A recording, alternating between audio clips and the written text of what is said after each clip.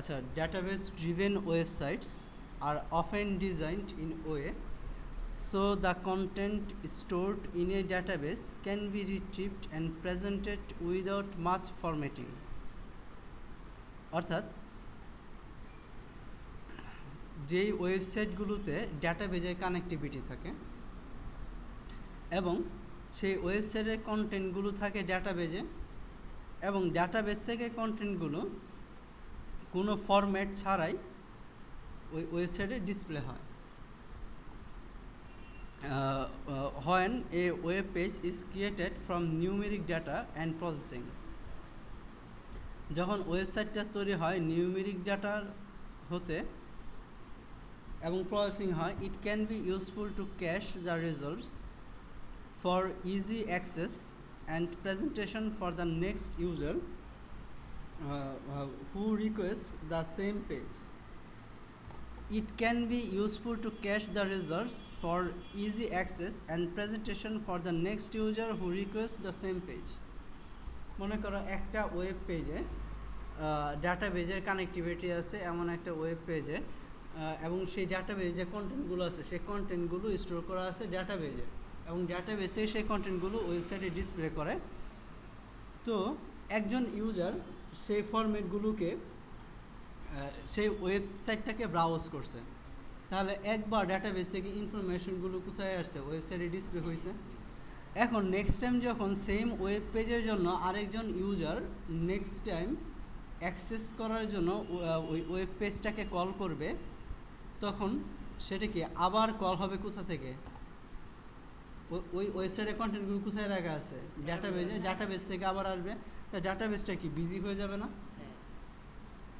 তাহলে কিন্তু ডাটাবেস থেকে না এনে যদি এটা ক্যাশে থাকে, ক্যাশ থেকে আসে, তাহলে কি ডাটাবেজের উপর প্রেশারটা পড়তেছে না।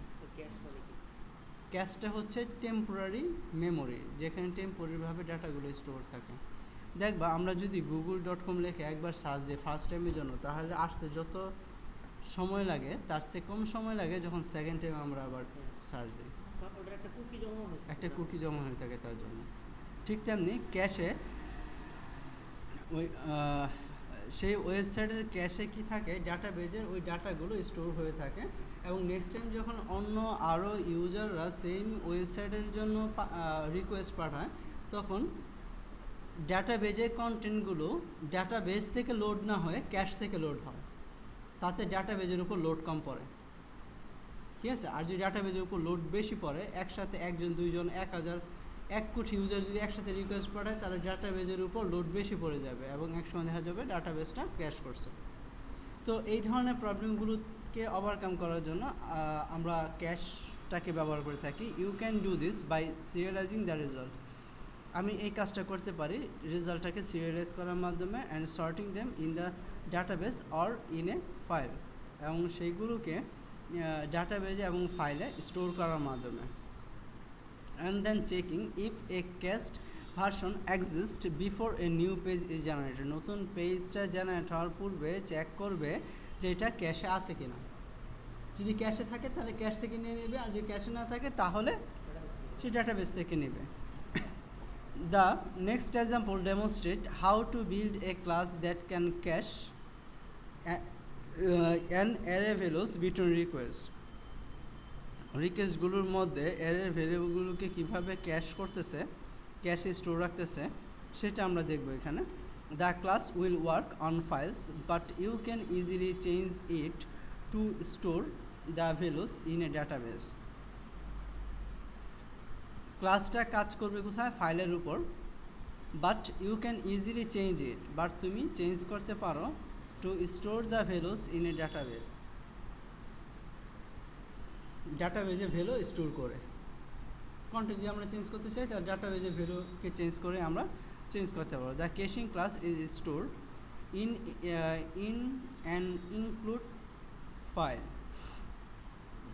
ওই cache dot INC. Caching class is stored, caching ক্লাসটা কোথায় স্টোর থাকে? ক্যাশ ডট আইএনসি নামে ফাইলে। So it can be used in many different application, এবং এটা বিভিন্ন অ্যাপ্লিকেশনের জন্য ব্যবহৃত হতে পারে। তাহলে ক্যাশ ক্লাসটা আমরা কেন ইউজ করব? একটা ওয়েবসাইটের যে কন্টেন্টগুলো সেই কন্টেন্টগুলো যদি ডাটাবেজে স্টোর থাকে এবং ডাটাবেজ থেকে যদি অ্যাক্সেস করা হয়, তাহলে ফার্স্ট টাইম একজন ইউজার যখন সেই ওয়েবসাইটের জন্য রিকোয়েস্ট পাঠাবে তখন ডাটাবেজ থেকে কন্টেন্টগুলো রিট্রিভ হবে এবং ওই ওয়েবসাইটে ডিসপ্লে করবে।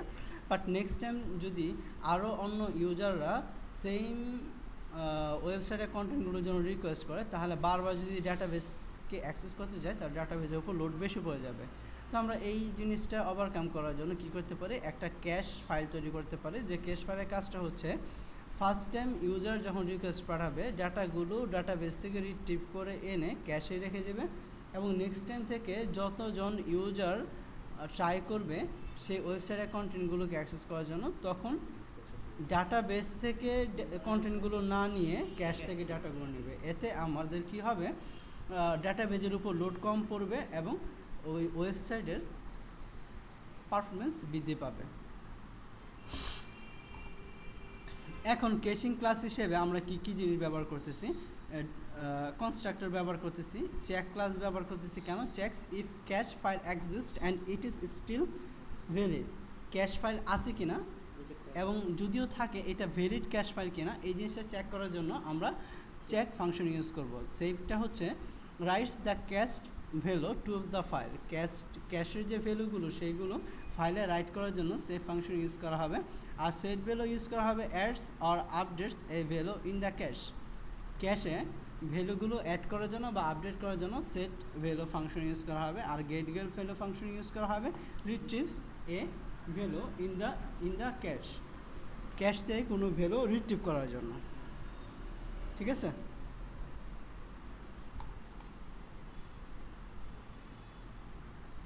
এটা হচ্ছে আমাদের ক্যাশ ক্লাস।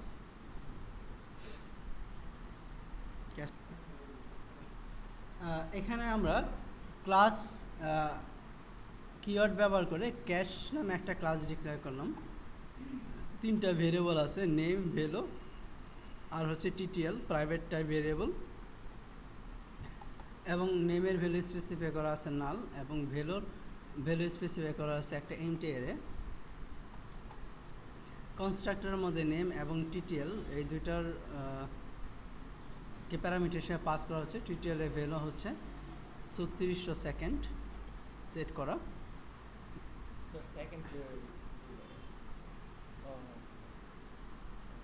3600 সেকেন্ড। আচ্ছা, সেকেন্ড কিনা এটা আমরা পরে দেখি। নেমের মধ্যে যে ভ্যালুটা আছে সেটা স্টোর হচ্ছে, আর ডলার টিটিএল এর মধ্যে যে ভ্যালুটা আছে সেটা টিটিএল স্টোর হচ্ছে।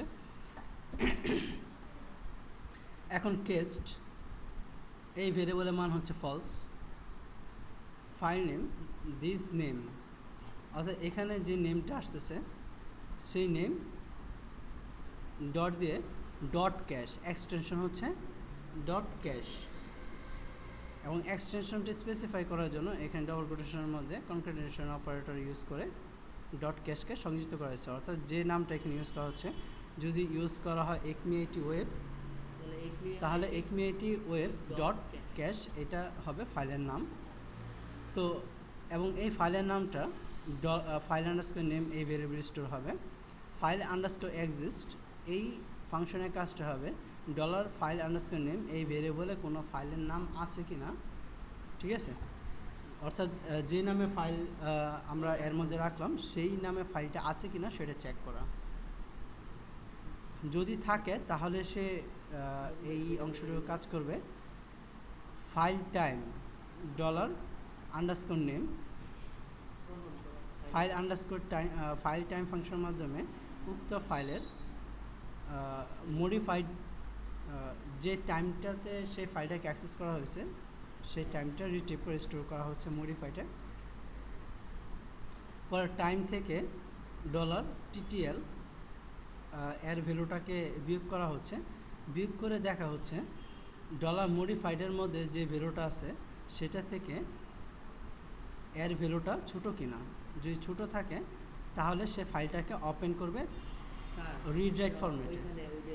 ফাইল টাইপ যেটা ব্যবহার করছেন ফাংশনটা sir, modified equal to file type, হ্যাঁ, তারপরে ডলার চিহ্ন দিয়ে ফাইল নেই। ফাইল টাইপের কাজটা কি স্যার, ওই যখন ওটা অ্যাক্সেস করা হয়েছে ওই সময়টা কি সেকেন্ড নেবে? হ্যাঁ, তারপরে কি স্যার ফাইল টাইমের কাজটা হচ্ছে কখন তাকে অ্যাক্সেস করা হয়েছে সেই টাইমটাকে নিয়ে মডিফাইডের মধ্যে স্টোর করবে সেকেন্ডে এবং সেটা সেকেন্ডে এবং ইন্টিজার ফরম্যাটে, ঠিক আছে।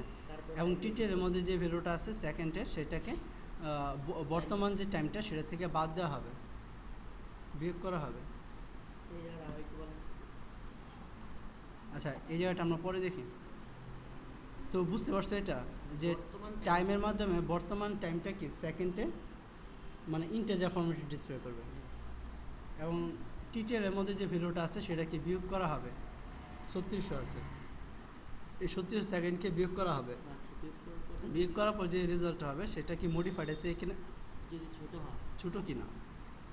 প্রতিশত যদি ছোটো হয় তাহলে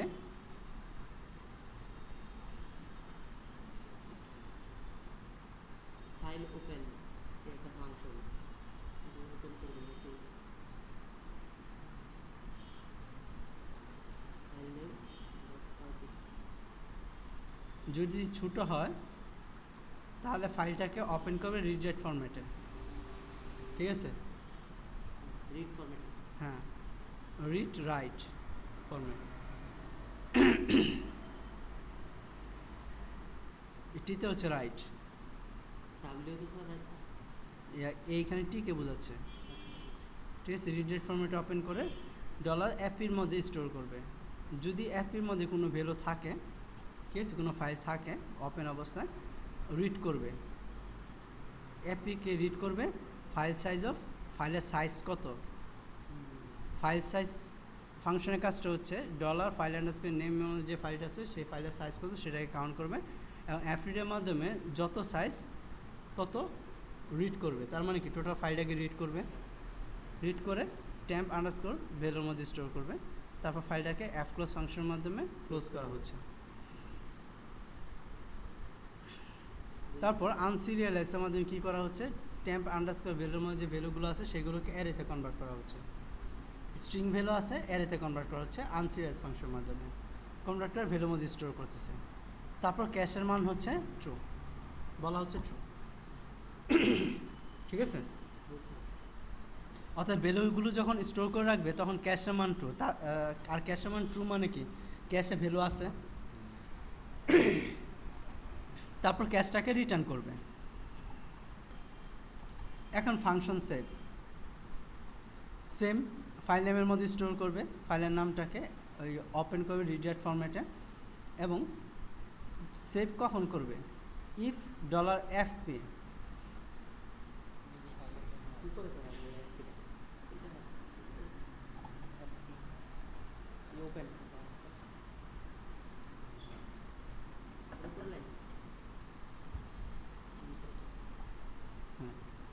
$FPকে ওপেন করবে মানে এই নাম ফাইলটাকে ওপেন করে স্টোর করবে। ইফ যদি ফাইল থাকে তাহলে fwrite ফাংশনের মাধ্যমে কী করবে, এই ফাইলে রাইট করবে। fwrite ফাংশন ব্যবহৃত হবে কোনো ফাইলে কোনো ডাটাকে রাইট করার জন্য।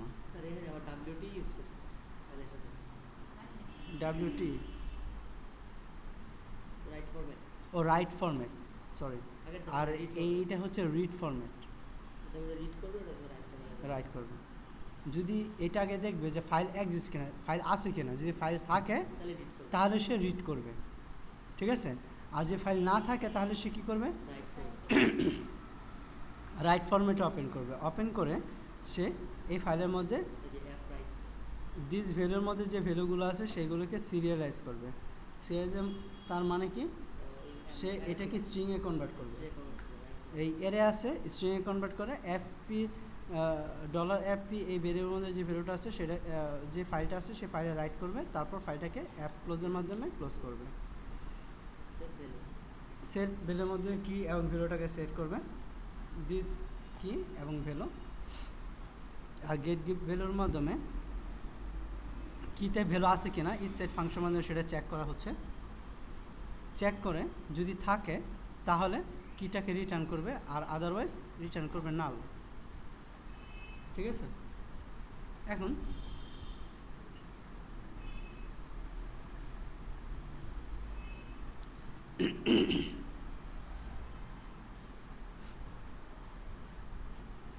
this caching class is used in the next example where cache object is created from the caching class and cached to see if file exists. If not, values are calculated and stored in the cache. If cached data exists and it is valid, the data will be retrieved and displayed. অর্থাৎ cash file আছে কিনা সেটাকে check করতেছে, যদি থাকে তাহলে তার ডাটাগুলোকে display করতেছে, আর যদি না থাকে তার ডাটাগুলোকে রাইট করতেছে। এখানে ক্যাশ ক্লাসের একটা অবজেক্ট ডিক্লেয়ার করা হচ্ছে, ঠিক আছে, এবং ক্যাশ ক্লাসের কনস্ট্রাক্টর হিসেবে ডাটা নামে একটা ভ্যালুকে পাস করা হচ্ছে। এই যে কনস্ট্রাক্টরের নেম হচ্ছে ডাটা। এখন ইফ ক্যাশ চেক ফাংশনকে কল করা হচ্ছে, যখন চেক ফাংশনকে কল করা হচ্ছে তখন সে কি করবে, চেক ফাংশনটা রিটার্ন করবে ক্যাশড। যদি ক্যাশড হয় তাহলে রিটার্ন করবে ট্রু, আর যদি ক্যাশড না হয় তাহলে সে কি করবে, ফলস। বলছে রিটার্ন করার পর রেজাল্ট যদি ট্রু হয় তাহলে কি বলবে, রিট্রিভিং ভ্যালুস ফ্রম ক্যাশ, অর্থাৎ ক্যাশে যদি ভ্যালু থাকে তাহলে সে কী করবে, ক্যাশ থেকে ভ্যালুগুলোকে রিট্রিভ করবে। এবং গেট ভ্যালু এই ARR, অর্থাৎ এখানে যে অ্যারেটাকে পাস করা হচ্ছে সেই অ্যারেটাকে সে গেট ভ্যালু রিট্রিভ করবে, ঠিক আছে। এবং ফ্রুটসের মধ্যে যে ভ্যালুগুলো আছে সেগুলো রিট্রিভ করবে, এবং প্রিন্টারের মাধ্যমে ARR মধ্যে এই অ্যারেতে যে ভ্যালুগুলো আছে সেগুলোকে প্রিন্ট করবে। আর যদি না হয় তাহলে সে কী করবে, এই ARR নামে একটা অ্যারে আছে, সেই অ্যারের মধ্যে যে এলিমেন্টগুলো আছে সেগুলোকে ARR অ্যারের মধ্যে স্টোর করবে। সাইজ অফের মাধ্যমে অ্যারের কতগুলো এলিমেন্ট আছে সেটাকে কাউন্ট করবে, কাউন্ট করে ফ্রুটসের মধ্যে স্টোর করবে। সেট ভ্যালুর মাধ্যমে ARR মধ্যে যে ভ্যালুটা আছে সেট ভ্যালু প্যারামিটার হিসেবে কয়টাকে নিছে, কি এবং ভ্যালু, তাই না। তাহলে কি হচ্ছে ARR, আর ভ্যালু হিসেবে কোনগুলো যাবে, এই এলিমেন্টগুলো যাবে। এই ARR $ARR নামে এর মধ্যে যে ভ্যালুগুলো আছে সেই ভ্যালুগুলো পাস হবে। সেম বাই ফ্রুটস এবং $ফ্রুটসের মধ্যে যে ভ্যালুগুলো আছে সেগুলো পাস হবে। আর সেভ ফাংশন কি করবে, যে ভ্যালুগুলো পাস হচ্ছে সেই ভ্যালুগুলোকে এই ফাইলে রাইট করবে এই fwrite ফাংশনের মাধ্যমে। তারপর মেসেজ দিবে ভ্যালুস আর স্টোর। এইভাবে আমরা কাজগুলো করতে পারি। আর the first time the script is executed the output will values are store. যদি ফার্স্ট টাইম আমরা এক্সিকিউট করি তাহলে বলবে কি ভ্যালু স্টোর হচ্ছে। এবং the second time when the values are retrieve, যদি সেকেন্ড টাইম কি ভ্যালুগুলোতে স্টোর আছে ক্যাশ ফাইলে, তখন ক্যাশ ফাইল থেকে সেই ভ্যালুগুলোকে রিট্রিভ করে শো করবে। এখন আমরা আউটপুটটা দেখি। স্ক্রিপ্টটা কোন জায়গায় লিখবো?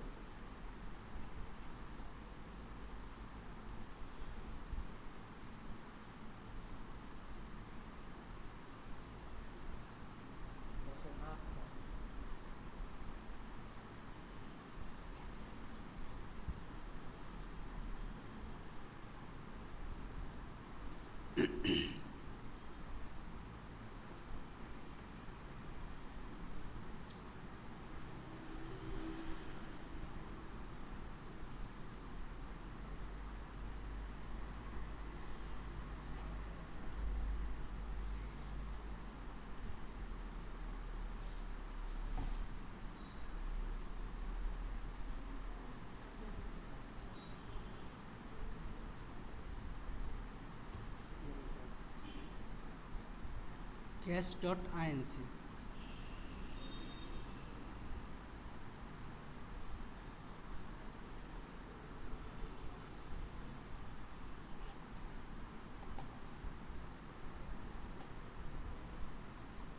ঠিক আছে। সেটা ওপেন করলে cache.inc এর মধ্যে একটা ক্যাশ ফাইল তৈরি করা হচ্ছে এক্সটেনশন কি দিছে ওরা? .inc।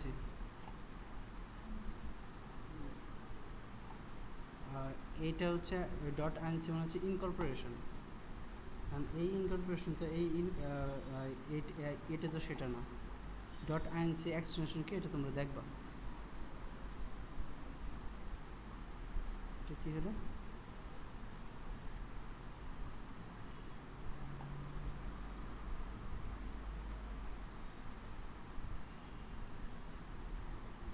কালার কেন? ও ডট আইএনসি ফাইল, তার জন্য ক্যাশ ফাইল তৈরি করার জন্য আমাদের ডট আইএনসি ইউজ করতে হবে।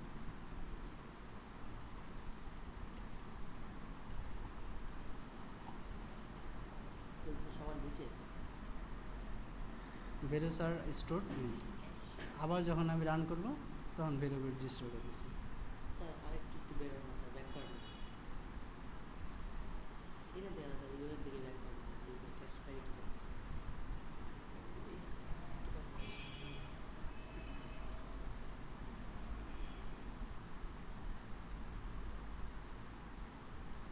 এখান থেকে স্যার একটু ব্যাক করেন।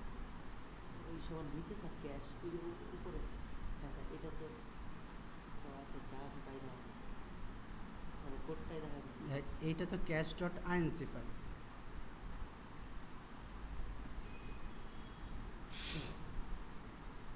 শুধু ক্যাশ ফাইলটা হচ্ছে এটা, ঠিক আছে?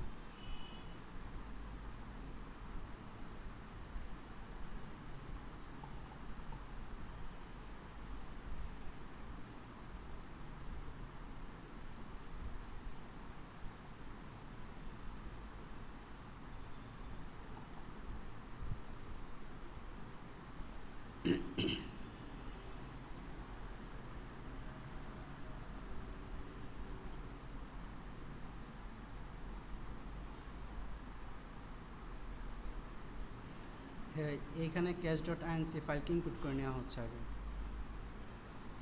ফাইলটা বানায় তারপরে ইম্পোর্ট করা হয়েছে ডাটা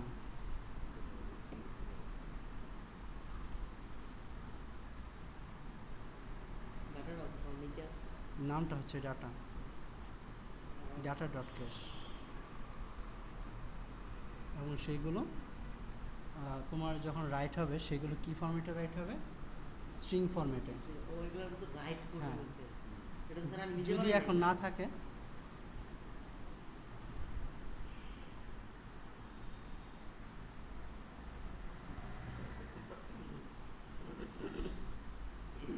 ঠিক আবার আছে। আবার যদি করলে পরে স্যার রেজাল্ট দিবে।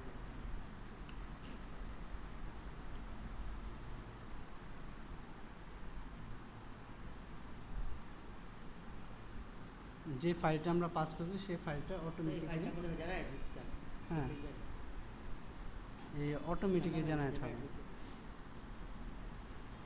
এই যে স্যার, এই যে স্যার। এবং তার এক্সটেনশন হচ্ছে ডট ক্যাশ।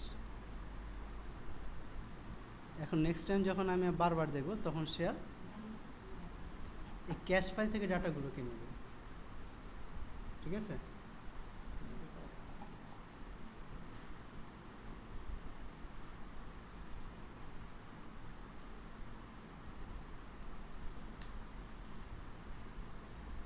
মানে আমার ডাটা ফাইলটা এই ক্লায়েন্ট পিসিগুলোতে শো করবে, কিন্তু ডাটাবেসটা কি আর যাবে না, ডাটাবেস বিজিও হবে না তারপর। অর্থাৎ একটা ক্যাশ ফাইল ক্রিয়েট হবে, সেই ক্যাশ ফাইলের মধ্যে ডাটা থাকবে এবং পরবর্তীতে শুধুমাত্র ক্যাশ ফাইল থেকে ডাটাগুলোকে নিয়ে ডিসপ্লে করবে।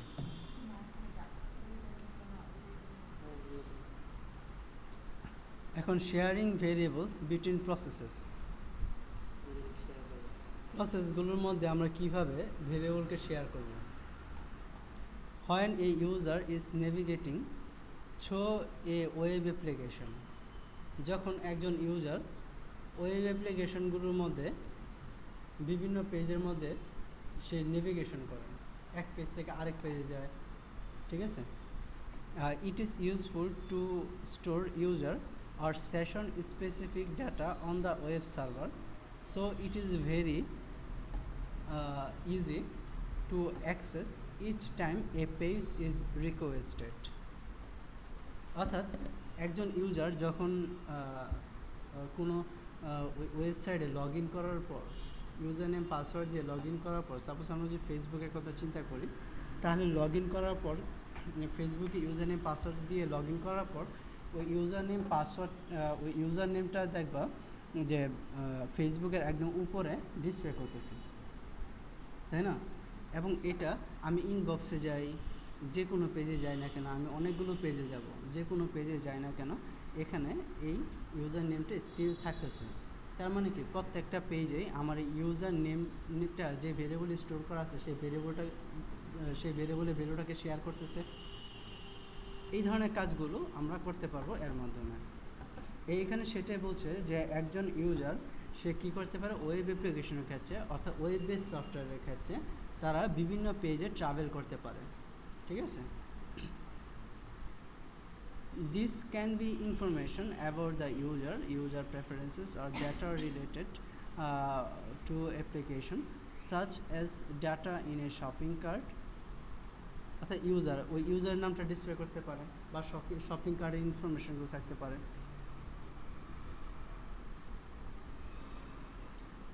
বা শপিং চার্ট বলতেছে, আমি কত টাকা শপিং করছি সেটা সাইডে একটা জায়গায় ডিসপ্লে করতেছে, এবং এটা আমি যে সাইডে ঢুকছি সেই সাইডের যে কোনো পেজে যায় না কেন এই চার্টটা সবসময় ডিসপ্লে করতেছে। তার মানে কি এই চার্টের জন্য যে ভ্যালুগুলো আছে সেই ভ্যালুগুলো কী করতেছে, শেয়ার করতেছে না ভেরিয়েবলটাকে। Each time the user requests a page that contains a call to the session_start function. User request a page that contains, user যখন কোনো পেজের জন্য রিকোয়েস্ট করবে তখন session_startএর মাধ্যমে সেশনটা স্টার্ট হবে। আর সেশন কাকে বলা হয়, ইউজার নেম পাসওয়ার্ড দিয়ে লগ ইন করার পর থেকে যতক্ষণ পর্যন্ত আমি লগ আউট না করতেছে, এই যে সাইন ইন থেকে শুরু করে সাইন আউট পর্যন্ত মধ্যবর্তী যে সময়টুকু সেইটুকুকে বলা হচ্ছে সেশন। যেমন আমরা যদি ইউনিভার্সিটিতে পড়াশোনা করতে চাই তাহলে দেখা যায় যে ভর্তি হওয়ার ইয়ার থেকে শুরু করে আমরা পাস করা পর্যন্ত, সার্টিফিকেট হাতে পাওয়ার আগ পর্যন্ত একটা সেশন থাকে। অর্থাৎ আমি কোন বছর থেকে কোন বছর পর্যন্ত পড়াশোনা করছি এই সময়টাকে বলা হয় session. The server will start a new process, server একটা নতুন প্রসেস স্টার্ট করবে। And PHP engine will look for a session ID, এবং পিএইচপি ইঞ্জিন কী করবে, একটা সেশন আইডি জন্য ওয়েট করবে। In the query string or cookie data, query string বা কুকি ডাটার কাছে একটা সেশন আইডির জন্য কী করবে, পিএইচপি ইঞ্জিনটা ওয়েট করবে। This will fetch the saved session data and build $_session array।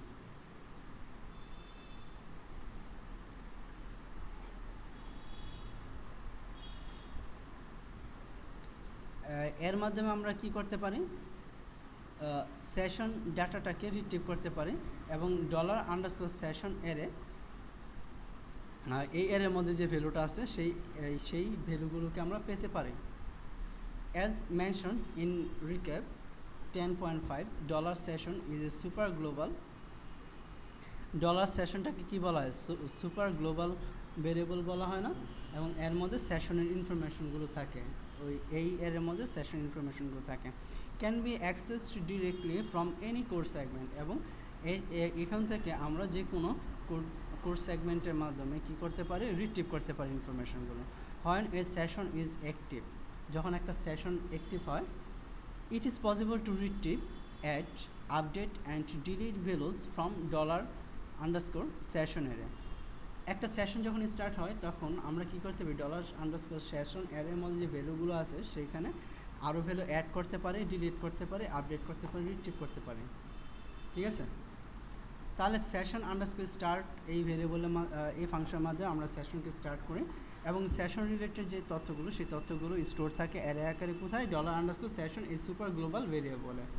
এবং একটা সেশন স্টার্ট হওয়া পর আমরা এই সুপার গ্লোবাল ভেরিয়েবল $_session এর মধ্যেকার যে ভ্যালুগুলো আছে সেইগুলোতে অ্যাড করতে পারি, আপডেট করতে পারি, চেঞ্জ করতে পারি, ডিলিট করতে পারি এবং রিট্রিভ করতে পারি তথ্যগুলোকে।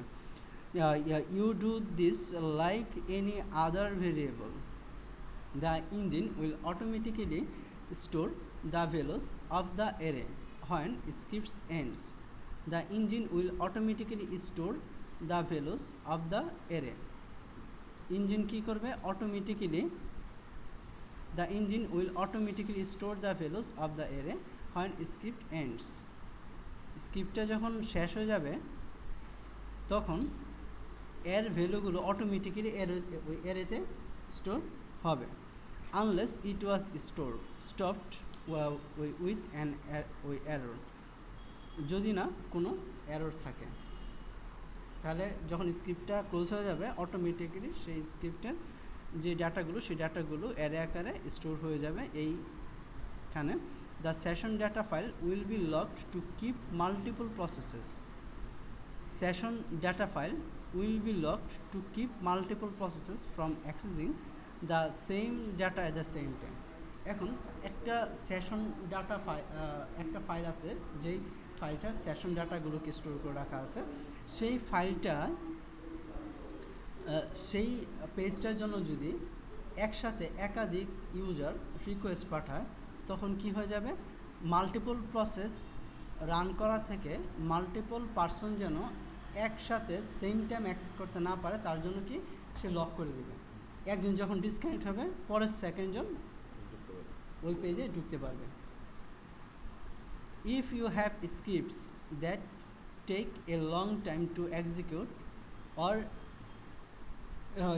You are loading multiple frames from the same server, যখন আমরা একের অধিক ফ্রেমকে সেম সার্ভার থেকে লোড করতে চাইব, it might optimize the application to use session underscore write underscore close or session underscore commit to close the session data file. Session data file ke close করার জন্য আমরা এই দুইটা ফাংশন ইউজ করতে পারি। After either these commands are used, it is not possible to add new values to the, আর এই দুইটা ফাংশনের মাধ্যমে যখন সেশন ডাটা ফাইলটাকে ক্লোজ করা হবে এরপরে কোনো ডাটা $_session এই অ্যারেতে রাইট করা সম্ভব হবে না। ঠিক আছে, এখন shared memory is another way of sharing data between process. এখন শেয়ার্ড মেমোরি একটা স্পেশাল ওয়ে যার মাধ্যমে সেম ডাটাটাকে বিভিন্ন প্রসেসের মধ্যে কি করতে পারি, শেয়ার করতে পারি। আমরা কি জানি সেম ওই ওয়েব পেজের জন্য সেম ডাটাটার জন্য যখন multiple user at a time same টাইমে যখন রিকোয়েস্ট পাঠাবে তখন কি করবে, একজন অ্যাক্সেস করতে থাকলে বাকিদেরকে লক করে দেবে, এবং যে অ্যাক্সেস করতে সে যতক্ষণ পর্যন্ত সেটা লগ আউট না করতে ততক্ষণ পর্যন্ত নেক্সট জন ঢুকতে পারবে না। তাহলে এইটা একটা প্রবলেম। তো এই প্রবলেমটাকে ওভারকাম করার জন্য আমরা শেয়ার্ড মেমোরি ইউজ করতে পারি। Shared memory is another way of sharing data between processes.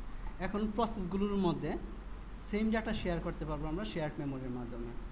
ঠিক আছে, যেখানে একাধিক ইউজার একসাথে যদি সেম ডাটাটার জন্য রিকোয়েস্ট পাঠায়, ঠিক আছে, তাহলে এই শেয়ার্ড মেমোরির মাধ্যমে কী করতে পারবো, ডাটাটাকে ওই একাধিক ওই ইউজার কী করতে পারবে, শেয়ার করতে পারবে। ঠিক আছে, এই একাধিক প্রসেস শেয়ার করতে পারবে এবং প্রত্যেকটা প্রসেস প্রতি ইউজারের জন্য ফিক্সড। অর্থাৎ একজন ইউজার যখন কানেক্ট হয় তখন তার নামে একটা প্রসেস রান করে। ঠিক আছে, তার প্রতিটা ইউজারের জন্য একটা করে প্রসেস থাকে। এখন শেয়ার্ড মেমোরির মাধ্যমে ডাটাগুলোকে আমরা শেয়ার করতে পারি মাল্টিপল প্রসেসের মধ্যে। This is used when two processes are running at the same time. এটা ব্যবহৃত হবে কখন, যখন দুইটা প্রসেস সেম টাইমে রান করবে and might be started by different clients, এবং ভিন্ন ভিন্ন ক্লায়েন্টের মাধ্যমে ভিন্ন ভিন্ন প্রসেস রান করতেছে। Shared memory will in most cases be faster than shared file. Shared মেমোরিটা আচ্ছা, এখন shared memory will in most cases be faster than a shared file or a table in a database. Shared memory will in most cases, shared memory বিভিন্ন ক্ষেত্রে ব্যবহৃত হয়। be faster than a shared file, এটা shared memory shared ফাইলের থেকে ফাস্টার দ্রুত, or a table in a database, ডাটাবেজের table বা শেয়ার্ড ফাইলের থেকে শেয়ার্ড মেমোরি আরও ফাস্ট কাজ করবে। To use shared memory in PHP, it must be compiled with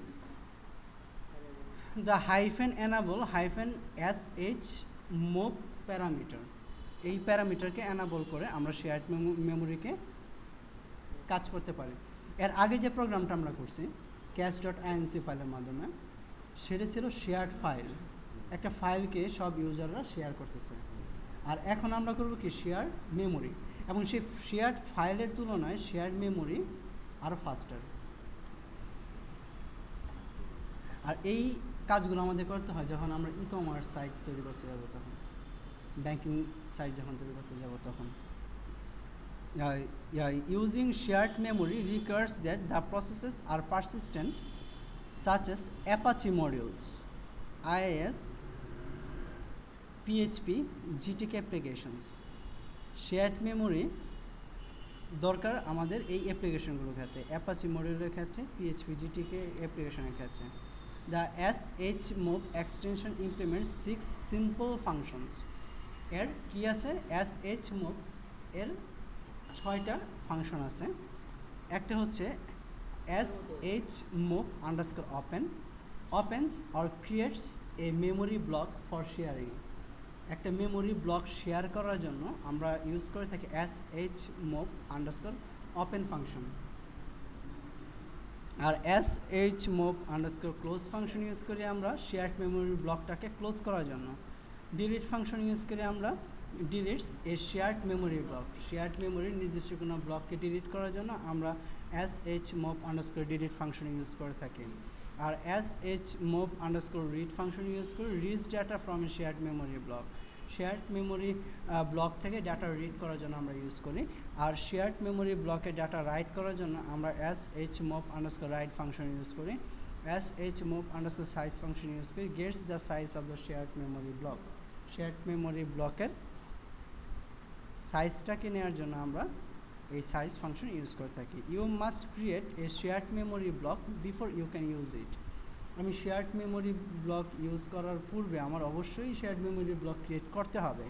R you can use shmove _open function to do this.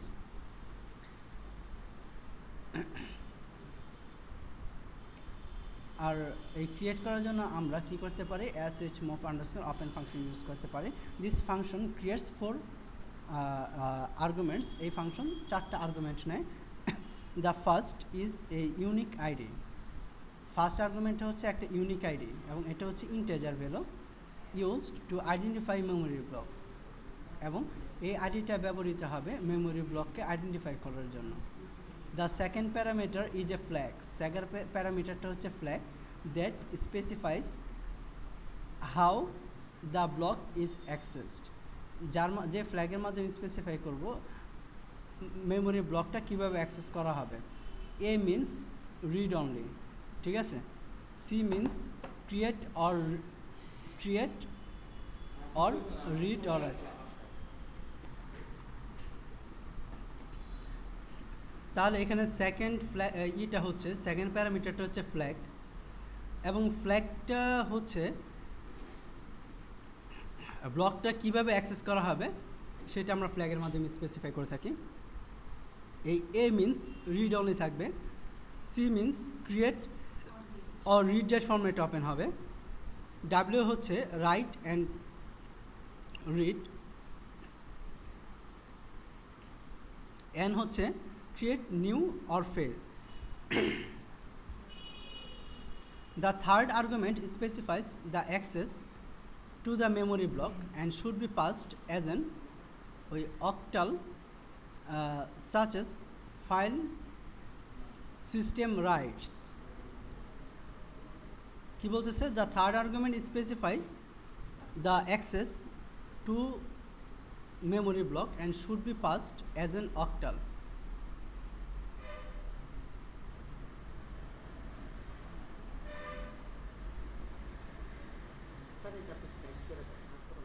অর্থাৎ pass হবে এই অক্টাল ভ্যালু।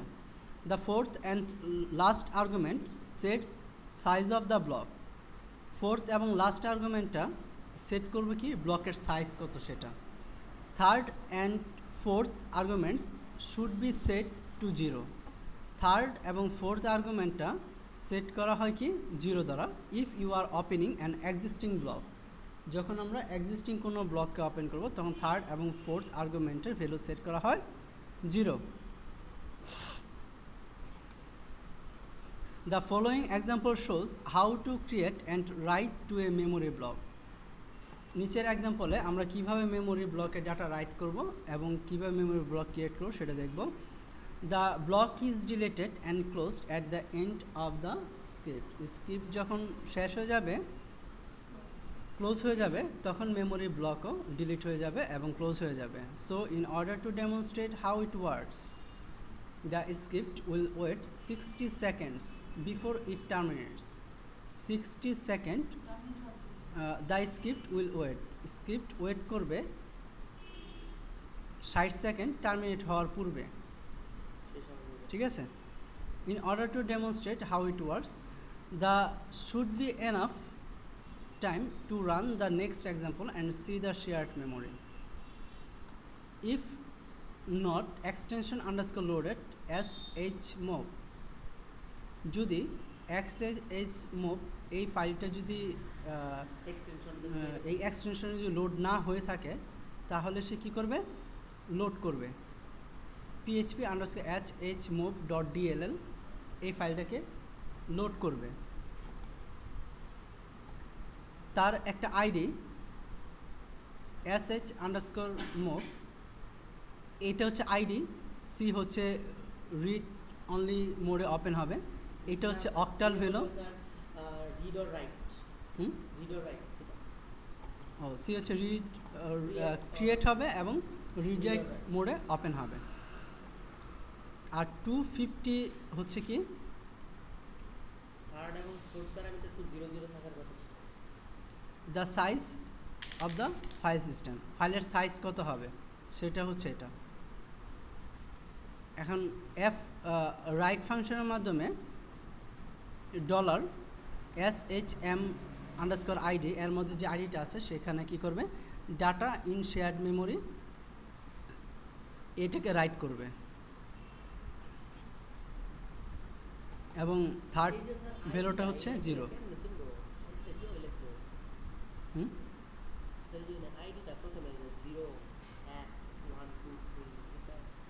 এইখানে আইডি স্পেসিফাই করে দিয়েছে, আচ্ছা পরে দেখতেছি আমরা। তারপর এখানে যে আইডিটা আছে সেই আইডি থেকে shmov আন্ডারস্কোর রিড ফাংশনের মাধ্যমে রিড করা হচ্ছে, রিড করে ভ্যালুগুলো রাখা হচ্ছে ডলার ভ্যালুর মধ্যে, পরে ভ্যালুগুলোকে দেখানো ডিসপ্লে করা হচ্ছে এবং shmov আন্ডারস্কোর ডিলিটের মাধ্যমে এই আইডিটাকে ডিলিট করা হচ্ছে, তারপর ক্লোজ করা হচ্ছে এবং 60 মিনিট ওয়েট করবে, সরি 60 সেকেন্ড ওয়েট করবে টার্মিনেট হওয়ার পূর্বে, অর্থাৎ ক্লোজ হওয়ার ফাইলটা ক্লোজ হবে 60 সেকেন্ড পর। If memory block should be used by another process, যদি ওই অন্য একটা প্রসেস দ্বারা যদি মেমোরি ব্লকটা ব্যবহৃত হইতে থাকে, it should not be deleted, তাহলে এটা ডিলিট হবে না। And another process could access data, এবং অন্য একটা প্রসেস সেই ডাটাটাকে অ্যাক্সেস করতে পারবে। ইফ নট এক্সটেনশন লোড, যদি না থাকে তাহলে লোড করবে এই ফাইলটাকে, তারপর এটাকে ওপেন করবে, রিড করবে, ক্লোজ করবে। How it works, sharing memory between two script, দুই স্ক্রিপ্টের মধ্যে মেমোরিটাকে শেয়ার করা হবে। Requires both scripts run at the same time. The first script, তো দুইটা স্ক্রিপ্টই লাগবে সেম টাইমে। The first script defines a shared memory block with a string and reads 6 bytes from the block. কত বাইট পড়তেছে, 6 byte data পড়তেছে block থেকে এই রিডের মাধ্যমে।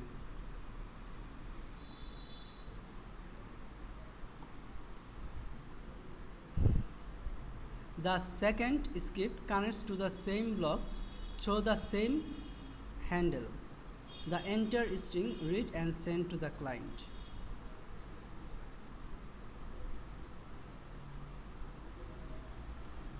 6 বাই ডাটা রিড করতেছে ফার্স্ট স্ক্রিপ্টের মাধ্যমে, সেকেন্ড স্ক্রিপ্ট কী করতেছে, connect to the same block, same ব্লকে আবার কানেক্ট হচ্ছে, ঠিক আছে, through same handle, same ID ব্যবহার করে আবার কানেক্ট হচ্ছে। The entire string read and send to the client, এবং টোটাল স্ট্রিংটা আবার রিড করা হচ্ছে এবং ক্লায়েন্টের কাছে সেন্ড করা হচ্ছে। এখন ডিবাগিং শেষ করে দিই।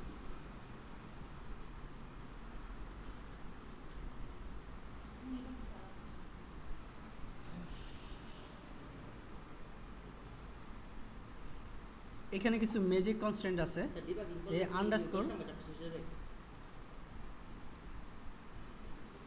এই underscore file, name of the current file, এর মাধ্যমে আমরা কারেন্ট ফাইলের নাম জানতে পারি। লাইন, এই ম্যাজিক কনস্ট্যান্টের মাধ্যমে আমরা জানতে পারি কারেন্ট লাইন নাম্বার। ফাংশনের মাধ্যমে জানতে পারি কারেন্ট ফাংশন নেম। ক্লাসের মাধ্যমে জানতে পারবো কারেন্ট ক্লাস নেম। মেথডের মাধ্যমে জানতে পারবো কারেন্ট মেথড নেম। আমরা ডিবাগিংয়ের ক্ষেত্রে you can modify debug underscore print function from the previous example. আমি এখানে কি করতে পারি, ডিবাগিংয়ের ক্ষেত্রে যদি এই ফাইলের ক্ষেত্রে আমরা এই আন্ডারস্কোর ফাইল আন্ডারস্কোর ইউজ করি, লাইন ডলার লাইনের ক্ষেত্রে এই আন্ডারস্কোর লাইন আন্ডারস্কোর ইউজ করি, তাহলে কোন লাইনে এবং কোন ফাইলের কোন লাইনে আমার এরর হয়েছে সেই জিনিসটা আমরা ফাইন্ড আউট করতে পারবো, ঠিক আছে, এই ফাংশনগুলোর মাধ্যমে।